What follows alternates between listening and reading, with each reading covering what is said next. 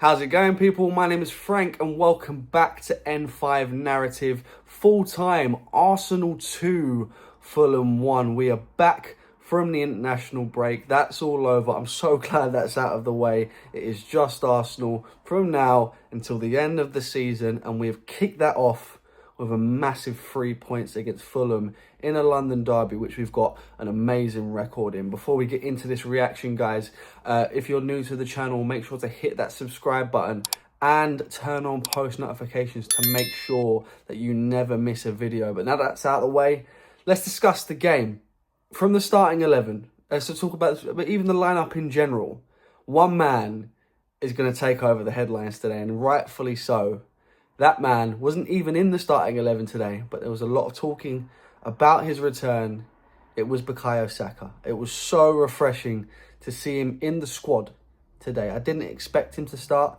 Obviously, we've got much bigger games coming up, and we all know the big one against Real Madrid is coming up on Tuesday. Of course, we've got Everton on Saturday before that. But I expected to see him get some minutes today. He did, and he definitely made the most of those. But again, I'll get onto that in a minute. Was really happy with the starting 11 that I saw today. I think that was essentially, one of the strongest teams that we could put out, given the circumstances. You've got players that have been playing very well. I was really glad, to see even Nwaneri get a start today. Recent weeks before the international break, he'd favoured Trossard over him, and I didn't understand why. I don't want to hate on Trossard too much, but I think Ethan Nwaneri, in Bukayo Saka's absence, has been our best attacking player. So it was just a bit annoying for me to see him out of the starting 11. So back in the starting 11 today, got the assist for Mikel Merino's goal, and that's another one who I thought played really well today. Again, proving their haters wrong. Who needs a 9? I'm joking, we definitely need a number 9, but Mikel Merino has done really well given the circumstances. I think that's a 6th Premier League goal for him this season. I think 4 or 5 of those have come whilst he's been playing up top. So you know what? Full credit to him. He's not a striker, and he's doing a really good job out of a somewhat shit situation for him. You've just got to respect it. And it was a really, really well taken goal. I think Ethan Nwaneri puts the ball in, like I said. He holds on to it a little while, and I don't know why he does that. I feel like he could have got the shot off earlier, but thankfully didn't affect him too much. He got the shot off. It took a heavy deflection, which I've obviously definitely helped it in some way, shape or form. I think no deflection, Leno probably saves that. But it did get the deflection, and it's 1-0 to the Arsenal. For the rest of that half, I think it was a pretty solid performance. There was nothing that really worried me in this game today. There was no real moments of, panic or anything like that, apart from one that I want to talk about. We've spoken about, a massive player returning. However, we're not allowed nice things here at Arsenal. Bukayo Saka comes back. Gabriel seems to go off injured, obviously. Well, not even seems to go off injured. He goes off injured, and it didn't look good. 15, 16 minutes into a game, we've had to take off one of our best players over the last 2 or 3 years. The player that's got that unreal partnership with William Saliba in potentially our most... He could be potentially out for the Real Madrid game, and that's really not what you want to see.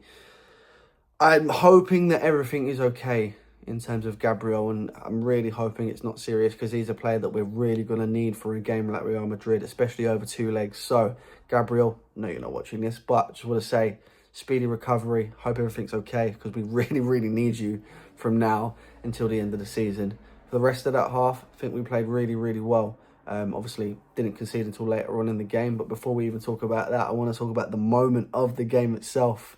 Bukayo Saka coming on towards the end of that second half, and within 10 minutes of coming on, he marked his return with a goal. The smile on my face when I saw that goal. He's back.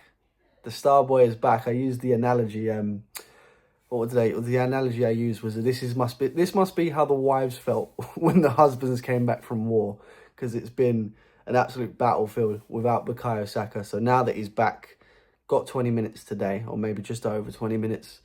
Hopefully going to play some minutes against Everton, maybe even start. I don't know if you guys would want to risk that. Let me know down in the comments. But he's going to be ready for the big one against Real Madrid, and that's exactly what we wanted, and we've got it. But in the build-up to that goal as well, one thing that I do want to say, and I want to give massive credit to, because for me, if it wasn't for obviously Bukayo Saka coming on and getting the goal, he would have been my man of the match. Gabriel Martinelli, a player that's been criticised a lot recently because he's not had the season he's not had a season that we know he can have. Sorry. So he's come under a lot of criticism for it. But the way he took the assist for that goal, the ball in from Marino, the back heel into Bukayo Saka, and then a great finish from Bukayo Saka. So all around, happy. Bit frustrated that they obviously scored the goal, but didn't affect us too much. You know, you look at the table, we're 9 points behind Liverpool, and they've obviously got an extra game. They've played a game less, sorry. So, you know, like I've said it in the past on my reactions. I think the league is done for, and that's an unfortunate situation because it really does show regression for me. You know, we took it all the way to the last game of the season last season. We took it to, I think it was 3 or 4 games the season before that. So it seems to be already over, which is really annoying. But, you know, we've still got the Champions League to think about. And like I say, the big one against Real Madrid is in a week's time. So, full steam ahead. Real Madrid, we're coming.